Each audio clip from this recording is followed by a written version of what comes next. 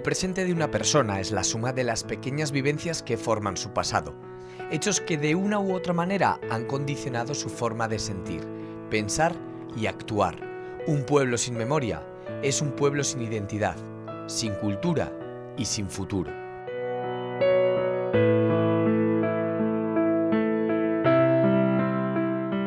Las personas llamamos a nuestro pasado recuerdos, pero ¿las ciudades o colectividades tienen memoria? Sí. Hasta hace relativamente poco tiempo, esas reminiscencias quedaban ocultas en salas frías, oscuras y prácticamente abandonadas, o en el mejor de los casos, tras los muros de conventos e iglesias. No fue hasta el año 1931, cuando este decreto aprobaba la creación de los archivos provinciales, con el objetivo de conservar el tesoro documental histórico español.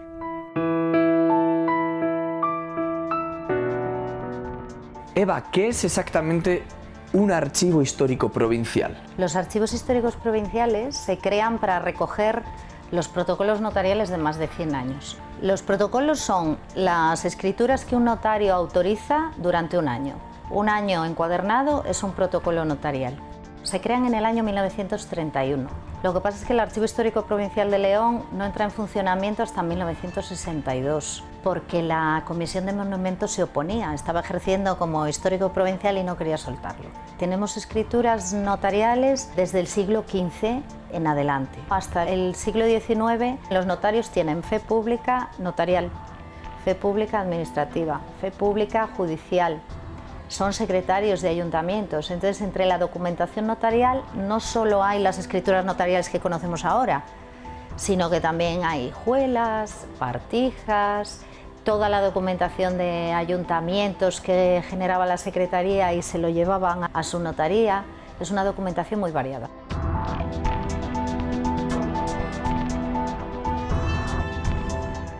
¿Para qué? Para conservar la memoria. En un archivo se conserva documentación primero para conocer la historia, nuestros antecedentes, de dónde venimos, y para conservar los derechos de los ciudadanos. Pensamos que hay cosas que están sucediendo de nuevo y no, han sucedido ya una y otra vez. La historia se repite y no aprendemos de ella, pues volvemos a errar en lo mismo que erraron hace 200 años. ¿Qué misiones se le encomendaron a este archivo? Pues en principio conservar protocolos notariales de más de 100 años. En 1969, con la recreación del Archivo General de la Administración, se convierte en una especie de cajón desastre, porque tenemos la obligación de recoger toda la documentación que generaba la Administración General del Estado en la provincia. De industria, de comercio, de turismo, de cultura, de educación, de hacienda, de sanidad, de todo lo que te puedas imaginar. La colección de pergaminos del archivo son más de 3.000 pergaminos los que tenemos. Es donde está el documento más antiguo, del siglo XI. En este caso tenemos al más viajero. Son unos fragmentos del Beato de Liébana. Lo tenemos porque los notarios utilizaban los pergaminos que bien el escritorio desechaba o después de la desamortización se pusieron a la venta como encuadernación. Aquí tenemos un protocolo notarial que no ha sido desencuadernado. Es reciclaje. Un cuero viejo utilizado era más barato y compraba eso en vez de un cuero nuevo para encuadernar sus protocolos. Un archivo, ¿por qué decide conservar unas cosas y por qué otras cosas a lo mejor no son susceptibles de ser conservadas? Eso está normalizado, está en las normas. No podemos destruir documentación pública nunca. Solo se puede eliminar si las comisiones de valoración de documentos lo autorizan. Se valoran todos los valores del documento, los históricos, los legales, los administrativos, y si a partir de ciertos años pierde el valor secundario, que es el histórico, pues entonces se elimina.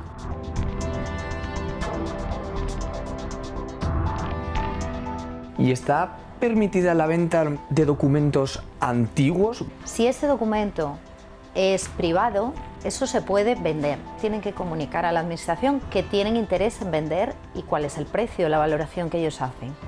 Que la administración no lo compra, se lo pueden vender a quien quiera. Lo que no se puede vender nunca es un documento público.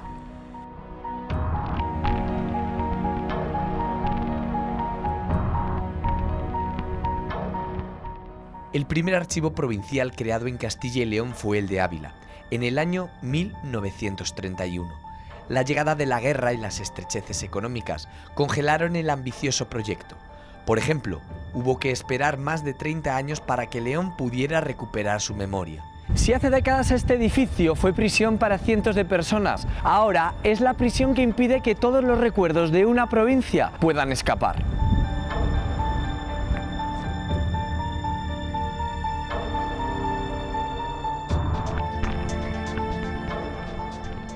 Eva, ¿qué tipo de documentos conserváis aquí?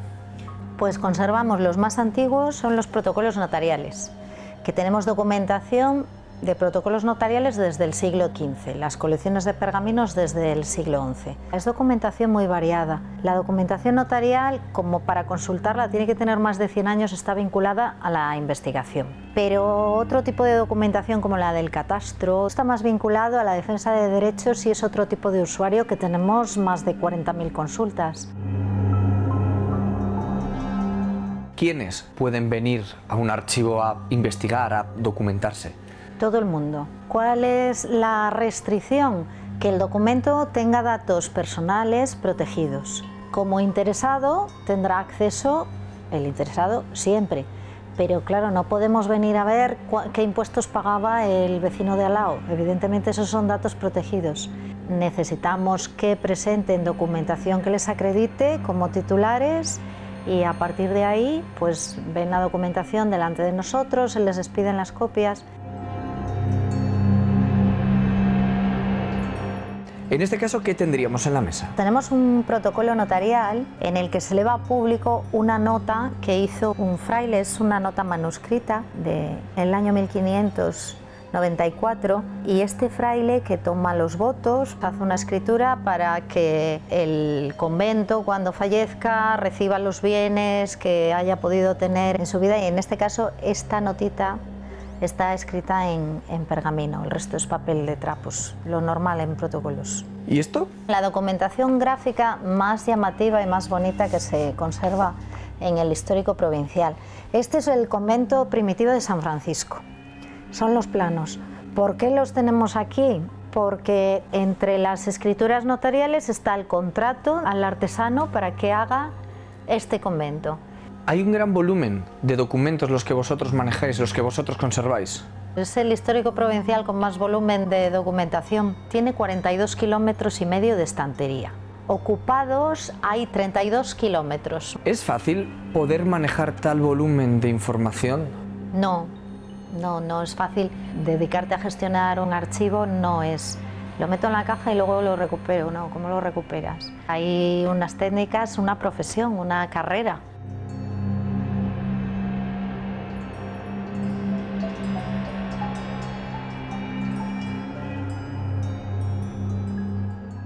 La creación de estos cofres de la memoria permitió rectificar y formar la historia olvidada de pueblos y ciudades, pero también conocer el latido de las mismas. Cartas, diarios, expedientes, protocolos, oficios y notas forman la memoria histórica de todo un pueblo. Lo que para algunos es pura burocracia o papeles llenos de formulismos, para otros es una ventana abierta a la mentalidad del pasado. Es el acceso al diario privado e íntimo de toda una vida.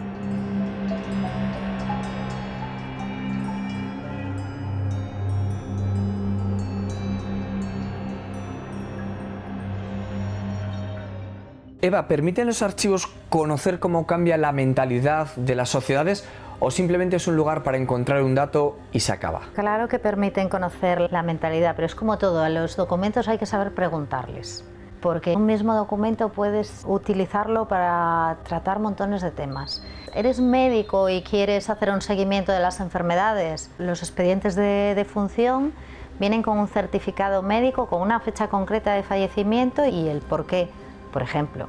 ¿Qué tipo de información genera ese registro civil? Los archivos custodian la vida de las personas. Cuando naces, te inscriben en el registro civil. Y cuando mueres, te inscriben la defunción en el registro civil.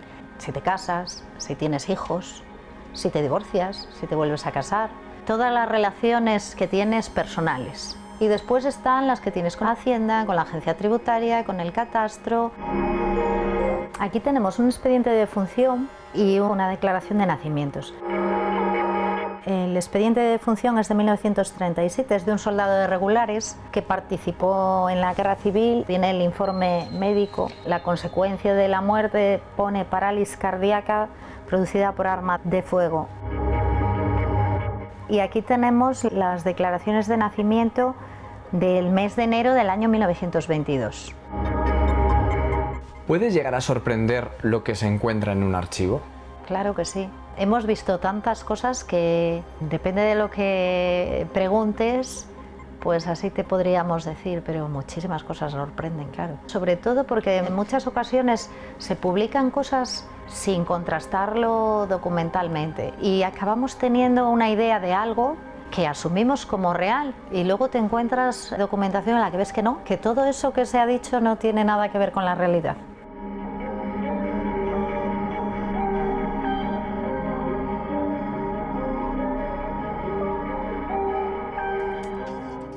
Uno de los puntos más oscuros de la historia personal es el de los niños expósitos, personas cuyo origen se perdió en la esclusa de un hospicio o de un convento, niños que de adultos se quedaron vacíos de historias sobre su niñez o su familia, personas sin historia, estigmatizadas por una práctica que perduró hasta comienzos del siglo XX. ¿Pueden los archivos devolverles su pasado?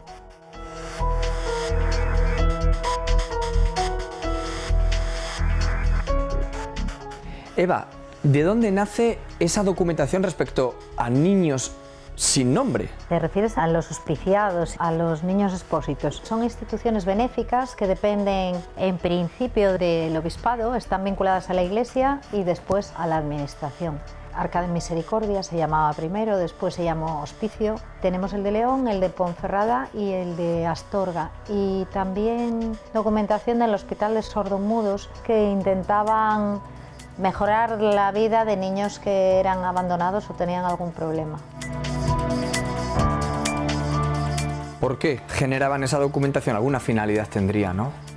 Gestionar. Un niño se podía dejar en las inclusas, en estas arcas, con conocimiento de quiénes eran los padres, entonces se llamaban niños hospiciados, y quedaban ahí un tiempo por circunstancias normalmente económicas. O se dejaban porque se abandonaban. Entonces eran expósitos porque se les exponía en el torno y lo que venía con ella se anotaba. Entonces se hacían listados en los que se cuenta, pues por ejemplo, en este caso, en 12 de octubre del año 1818 se recibió en esta obra pía una niña que en la mañana de hoy apareció expuesta en el lugar de Mistal, en el pueblo, a las puertas de la casa que habita el presbítero papá.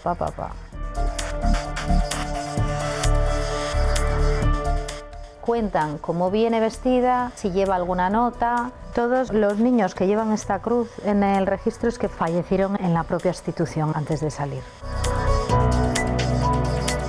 Esta es una carta de una madre que se la manda a una niña contándola quién era ella, su madre, y quién era su padre, de dónde nació y por qué circunstancias la dejó expuesta en el hospicio. Y estos son cosas que se les dejaba a los niños cuando se les entregaba. En este caso son 2 medallas de vírgenes. En este caso dice que para si algún día se preguntase por ella, den noticia.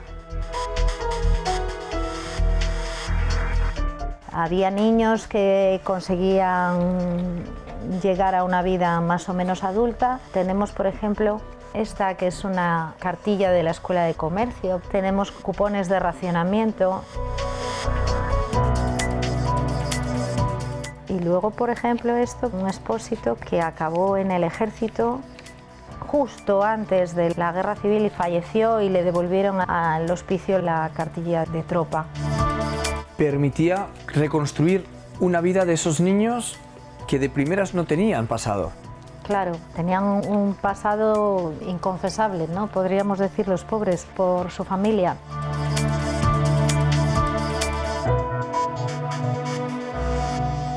Normalmente las historias oscuras son las que no se cuentan en los libros, las que son eclipsadas por un velo de silencio esperando que el paso del tiempo las deje en el rincón del olvido. Pero esas historias encuentran su opción de resurgir en archivos como el de León. En estos pasillos, miles de secretos esperan el momento de volver a ver la luz. Robos, asesinatos y otras historias violentas que en un determinado momento sacudieron a toda una ciudad, pero que cayeron en el olvido.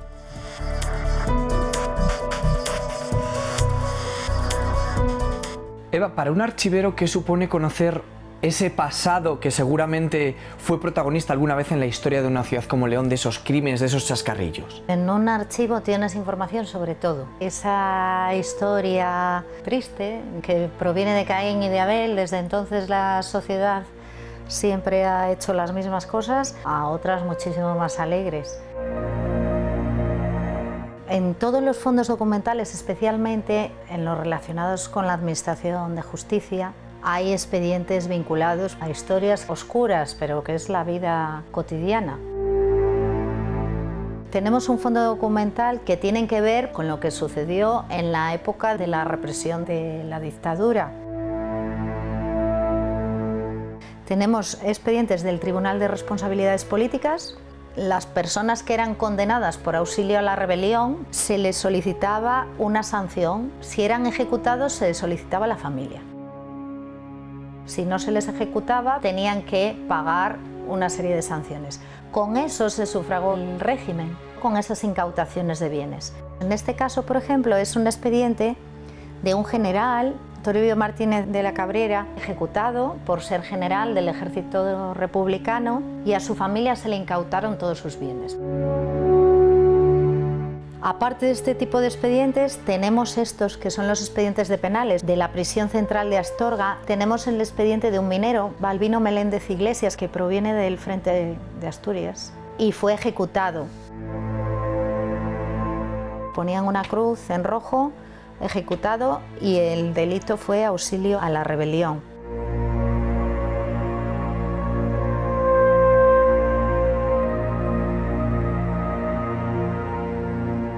Luego están los expedientes judiciales que tienen que ver con delitos comunes. Llevaban cosidas las pruebas de convicción. Por ejemplo, se juzga un delito de amenazas y viene cosida en un paquete la navaja. Y en este caso, como fue con arma de fuego, lo que tenemos es otro paquete con la bala del proyectil extraído al lesionado. ¿Por qué se conservan? ¿Qué valor pueden tener? Para estudiar las relaciones sociales. Vienen familiares de estas personas que han oído en casa que una vez que pasan ciertos años después del fallecimiento de la persona, la información ya puede ser pública.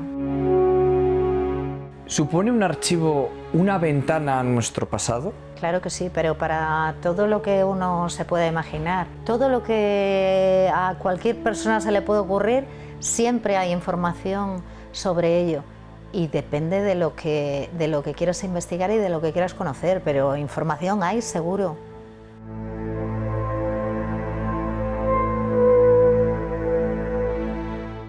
Ahora es el archivo el que nos habla y nos recuerda que la historia es cíclica. Hace menos de 10 años, León soñó con un tranvía, un alarde de modernidad para la ciudad, o quizá no tanto.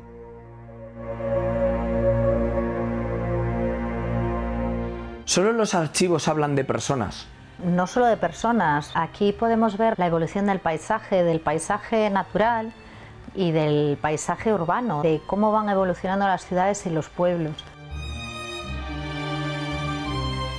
En este caso, el proyecto de tranvía de vía estrecha que se hace en el año 1903 y no se hizo. Y es un proyecto precioso que proviene del Fondo de Obras Públicas. Este tranvía iba desde la estación de vía estrecha hasta la catedral. Y luego, por ejemplo, pues de la ciudad de León tenemos también el expediente de instalación del primer alumbrado eléctrico y luego la evolución que va teniendo a lo largo de una serie de años. Este expediente es de 1903. mentalidades, crímenes, pero también los sueños de una ciudad están dentro de un archivo. Aquí se conservan las idas y venidas y los proyectos que pudieron ser y nunca fueron, y también los que fueron para no ser. El convento de San Marcos es uno de los iconos más fotografiados de la ciudad, pero pocos leoneses conocen que durante un tiempo no fue querido por nadie. Y luego tenemos documentación de la evolución de los edificios que proviene de fondos diferentes. Por ejemplo, este San Marcos. San Marcos se desamortiza. Se hace un expediente de desamortización de la Diputación de León, la que puja y en la subasta se le adjudica, pero no paga. Patrimonio del Estado capitaliza el bien y se queda con él. Acaba siendo un parador. Pero ha pasado por un montón de cosas. Fue escuela pía, fue depósito de remonta, fue campo de concentración. Toda la evolución, incluso con estas fichas en las que aparece la planta hecha a escala del edificio y a lo que se dedicaba cada una de las dependencias. ¿Qué más expedientes podemos encontrar? Pues los planos de regiones devastadas, con cómo se crean pueblos nuevos una vez que han sido bombardeados, o los pueblecitos de colonización, con planos, con cómo se hacen las casas para colonos, las cochiqueras. Estos poblados de colonización son de presas. Y luego cosas en relación con la ciudad, pues un incendio, en este caso en Villafranca, en Toral, hubo un incendio del correo. Hay un expediente administrativo para ver quién quemó el correo, que era sagrado y no se podía eliminar. ¿Qué más cosas? ¿Cómo se vendía en la ciudad mercancía prohibida? El extraperlo. ¿Podrías imaginar un mundo sin archivos? Sería un mundo sin memoria, sí, claro. Pergaminos, legajos y firmas del pasado. Documentos que hace tiempo fueron testigos de una vida y que ahora pasan más tiempo sumidos en la oscuridad, a la espera de que una pregunta vuelva a rescatarlos. Es en lugares como el Archivo Histórico Provincial de León, donde la historia no se conjuga en pasado, sino que está muy presente.